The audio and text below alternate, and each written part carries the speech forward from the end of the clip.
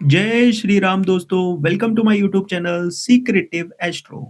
दोस्तों आज हम बात करने वाले हैं कर्क लगन की कुंडली के बारे में। यानी कि कैंसर असेंडेंट अगर होता है, फर्स्ट हाउस में अगर कर्क राशि होती है, कर्क लगन अगर होता है, तो कौन-कौन सा प्लैनेट योग कारक बनता है, कौन सा अकारक बनता है, ठीक है?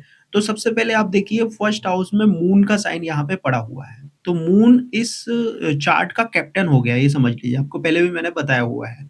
तो यहाँ पे मून जो है मेनली कारक हो गया इस चार्ट के अंदर, ठीक है? मून का एक ही राशि होता है जो कि फर्स्ट हाउस में है, तो मून यहाँ पे मेन कारक बन जाता है। इसके बाद आप देखिए फिफ्थ हाउस में जो है मार्स की साइन है और मार्स की एक साइन 10th हाउस में भी है, ठीक है? तो मार्स भी मेन कारक बन जाता है यहाँ पे कर्क लगन की पत्रिका के अंदर, यानी कि कर्क लगन के अंदर जो है मार्स भी मेनली यहाँ पे योग कारक बन जाता है। इसके बाद आप देखिए जुपिटर, जुपिटर देखिए 9th हाउस का लॉर्ड है। एंड जो देवता प्लैनेट है जैसे कि मार्स है, मून है, इन दोनों का फ्रेंड भी है।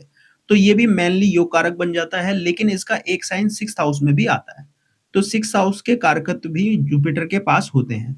लेकिन जुपिटर क्योंकि भाग्य भाव का स्वामी है, 9th हाउस का लॉर्ड है, इसीलिए मेन यहाँ पे जुपिटर जो है योग कारक बन जाता है। तो ये 3 प्लैनेट मेनली जो होते हैं कर्क लगन की पत्रिका में योग कारक होते हैं। इसके बाद एक प्लैनेट होता है जो कि सम कैटेगरी में आता है, क्योंकि ये दानव दल से है, वीनस यानी कि शुक्र। तो इसको देखिए आप, एक तो 4th हाउस मिला हुआ है, यहाँ पे लिब्रा साइन है और एक टॉरस साइन है 11th हाउस में। तो एक केंद्र का अच्छा भाव मिला हुआ है और एक 11th हाउस जो कि बेनिफिट्स का होता है, ग्रोथ का होता है।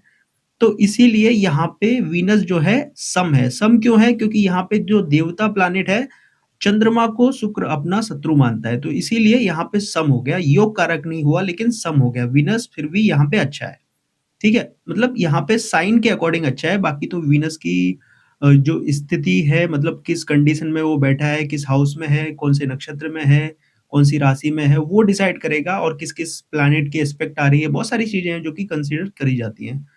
इसके बाद आप देखिए अकारक प्लैनेट कौन-कौन बनता है। तो सबसे पहले तो आप देखिए मरकरी अकारक बनता है, क्योंकि मरकरी 3rd लॉर्ड होता है और साथ ही साथ मरकरी जो है 12th लॉर्ड भी होता है। तो इस चार्ट में यानी कि कर्क लगन के अंदर मरकरी जो है मेनली अकारक हो जाता है। इसके बाद आप देखिए सैटर्न भी अकारक होता है। क्यों? क्योंकि 8th हाउस का लॉर्ड है। हालाँकि 7th हाउस का भी लॉर्ड है, तो 7th हाउस भी मारक भाव चुना जाता है। तो मारक मार्केस भी है सैटर्न यहाँ पे देखिए, 2nd लॉर्ड और 7th लॉर्ड जो है वो मार्केस का रोल अदा करते हैं। तो यहाँ पे आप देखिए पहले क अकारक मैं आपको बता देता हूँ। सैटर्न के अलावा यहाँ पे सन भी अकारक आ जाता है। क्यों? क्योंकि सन जो है 2nd हाउस का लॉर्ड है। यहाँ पे देखिए मैंने मारक मेंशन किया हुआ है, 2nd house and 7th house जो है अकारक होता है। तो देखिए सन को 2nd हाउस यहाँ पे मिला हुआ है। तो हालाँकि वो जो लग्नेश है उसका फ्रेंड है, देवता फैमिली से है, लेकिन क्योंकि 2nd हाउस मिला हुआ है जो कि मारक भाव है, तो इसीलिए सन अकारक हो गया। अब ये ज़रूरी नहीं कि सन अकारक ही रोल यहाँ पे अदा करेगा, यानी कि अकारक ही वो होगा, ये ज़रूरी नहीं। लेकिन अगर कर्क लगन की पत्रिका में अगर हम बात करेंगे अकारक जो-जो प्लैनेट है, तो उसमें सन भी मेंशन किया जाएगा। क्यों? क्योंकि 2nd लॉर्ड है। इसी के साथ-साथ आप देखिए यहाँ पर हमने बात करी अकारक मरकरी हो गया, सैटर्न हो गया, सन हो गया। इसके बाद वीनस जो है बाधक बन जाता है इस चार्ट के अंदर।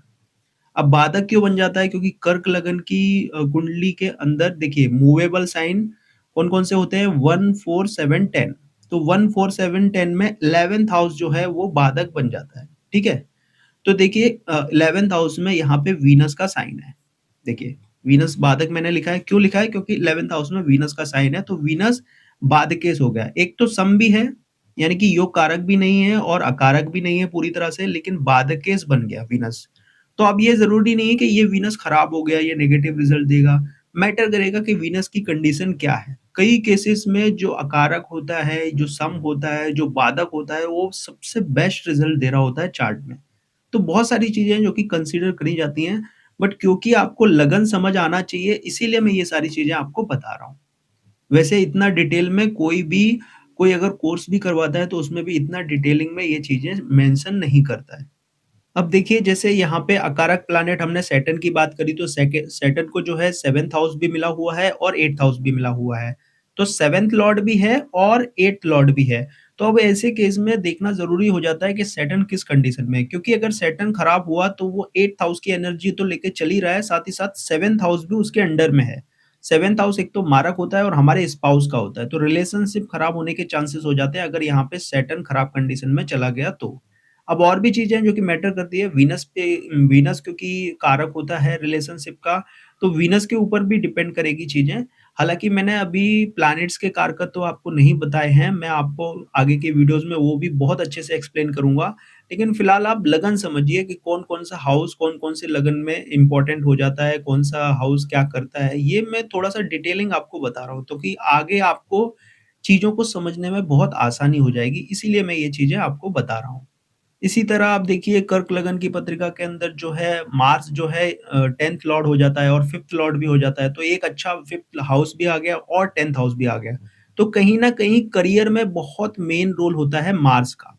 क्यों? क्योंकि 10th हाउस करियर हमारे कर्मा है ना, तो 10th हाउस से भी कनेक्टेड है और वो प्लैनेट 5th हाउस से भी कनेक्टेड है। 5th हाउस एडवाइज़रिंग है, 5th हाउस हमारी संतान का है, 5th हाउस हमारे लव का है, 5th हाउस हमारे हमने बात करी थी हमारे इंटेलिजेंस का है। जो हमारा इनर माइंड होता है, जो हमारा दिमाग है, जो हमारी मेमोरी है, वो 5th हाउस से कनेक्टेड है। तो मार्स बहुत ज़्यादा मेन रोल अदा करता है कर्क लगन की पत्रिका के अंदर, क्योंकि वो करियर का भी मालिक है और 5th हाउस का भी मालिक है, तो इसलिए उसके करियर में बहुत ज़्यादा इम्पोर्टेंट रोल होता है मार्स का, जो कर्क लगन की पत्रिका होगी उसके अंदर। इसी तरह आप देखिए मरकरी जो है 3rd लॉर्ड है, 12th लॉर्ड भी है, तो छोटे भाई-बहन से रिलेटेड जो चीज़ें होंगी वो खराब हो सकती है अगर मरकरी खराब कंडीशन में चला गया। क्यों? क्योंकि 12th लॉर्ड भी है, खर्चे का भी लॉर्ड है वो और 3rd लॉर्ड भी है, तो 3rd लॉर्ड हमारा कम्युनिकेशन भी है। कर्क लगन के जातक के लिए कम्युनिकेशन स्किल भी 3rd हाउस से देखी जाएगी। तो अगर मरकरी गया तो कम्युनिकेशन स्किल भी वीक हो जाएगी। तो इस तरह से चीज़ें देखी जाती हैं। लेकिन अगर मरकरी अच्छी कंडीशन में है तो 3rd हाउस को स्ट्रॉन्ग करेगा, 12th हाउस को स्ट्रॉन्ग करेगा, तो बहुत बंदा रिलीजियस भी हो सकता है क्योंकि 12th हाउस तो मोक्ष को दिखाता है, देवी-देवताओं को दिखाता है, रिलीजियसनेस को दिखाता है, तो बहुत ज़्यादा रिलीजियस भी पर्सन हो सकता है अगर मरकरी उस कंडीशन में चला गया तो 12th हाउस को कहीं न कहीं पावर अगर पॉजिटिव वे में देगा तो। तो इसीलिए मैं हर एक लगन के साथ ये सारी बातें डिस्कस करता हूँ कि सिर्फ़ D1 चार्ट में योग कारक, अकारक देख के ही सारी चीज़ें नहीं होती हैं। D9 चार्ट देखा जाता है, D10 चार्ट देखा जाता है, अलग-अलग चार्ट्स होते हैं जो कि देखे जाते हैं। हम बहुत अच्छे से आगे इन चीज़ों की बात करेंगे। लेकिन फिलहाल आप समझ लीजिए कि कर्क लगन के अंदर या कर्क लगन वाला जो व्यक्ति होता है, वो कहीं न कहीं थोड़ा-सा इमोशनल होता है। इमोशंस ज़रूर मिलेंगे क्योंकि मून का कारकत्व आ गया फर्स्ट हाउस में, कर्क राशि जो कि मून की आ गई यहाँ पे, तो पर्सन के अंदर इमोशंस ज़रूर मिलेंगे। ऐसा पर्सन यहाँ पे देखा जाएगा कि 4th हाउस की कंडीशन क्या है, मून की कंडीशन क्या है, माँ के लाडले होते हैं ये लोग। मदर से बहुत ज़्यादा कनेक्टेड होते हैं, मातृ भक्ति इनके अंदर देखी जाती है, फैमिली लवर होते हैं ये लोग, होम लवर होते हैं ये लोग, देशभक्ति भी इनके अंदर देखी जाती है। कम्फर्ट लवर होते हैं, कम्फर्ट बहुत ज़्यादा पसंद होता है इनको। अब इसपे मैटर करेगा देखो कम्फर्ट का मालिक वीनस भी हो जाता है, ठीक है? तो वीनस किस कंडीशन में है, तो उसके हिसाब से कम-ज़्यादा चीज़ें हो जाएँगी, है ना? मून किस कंडीशन में है, तो मैं खाली ब्लैंक चार्ट से क्या-क्या चीज़ें आप देख सकते हो, वो मैं थोड़ी-थोड़ी चीज़ें आपको बता रहा हूँ ताकि आपका माइंड ओपन हो, थोड़ा-सा आप समझो कि एस्ट्रोलॉजी क्या है, किस तरह से काम करती है, बिना प्लैनेट्स के आप क्या-क्या चीज़ें देख सकते हो, ठीक है? अभी तो मैंने राशियाँ एक्सप्लेन नहीं करी हैं। एक-एक राशि, एक-एक हाउस में देख के आप बहुत अच्छे प्रेडिक्शन कर पाओगे विदाउट एनी प्लैनेट, ठीक है? तो आप धीरे-धीरे पहले समझोगे, अभी मैं राशियाँ पढ़ाऊँगा तो आपको और ज़्यादा मज़ा आएगा। दूसरा कर्क लगन का जातक आपको थोड़ा-सा इमेजिनेटिव देखने को मिल जाएगा, इमेजिनेशन की पावर इनकी बहुत अच्छी होती है, इंट्यूशन पावर इनकी बहुत अच्छी होती है, अंतर्ज्ञानी थोड़े-से होते हैं ये लोग, तो ये चीज़ में आपको देखने को मिल जाएगी। बाकी चंद्रमा यहाँ पे बहुत मैटर करता है, अगर चंद्रमा और मंगल की स्थिति अगर अच्छी है कर्क लगन के अंदर, तो ऐसे लोग बहुत अच्छा नेम-फेम कमाते हैं अपनी लाइफ़ में। अब नेम फेम के लिए सेकंड हाउस भी मैटर करेगा, 10th हाउस भी मैटर करेगा। सेकंड हाउस क्यों मैटर करेगा? क्योंकि नेम फेम का जो प्लैनेट होता है वो सन होता है, सन की राशि सेकंड हाउस में है, ठीक है? इसी तरह 10th हाउस भी मैटर करेगा क्योंकि name fame status 10th house से देखा जाता है, हमने हाउसेस के बारे में बात करी थी। तो अभी आपने थोड़ी-थोड़ी चीज़ों को समझना है, बहुत ज़्यादा डिटेलिंग में अभी आपको नहीं जाना है। उम्मीद करता हूँ दोस्तों आपको ये वीडियो पसंद आया होगा, अगर आपको ये मेरा वीडियो पसंद आया हो तो लाइक कीजिए, शेयर कीजिए, सब्सक्राइब कीजिए मेरे चैनल को। Thank you so much. जय श्री राम।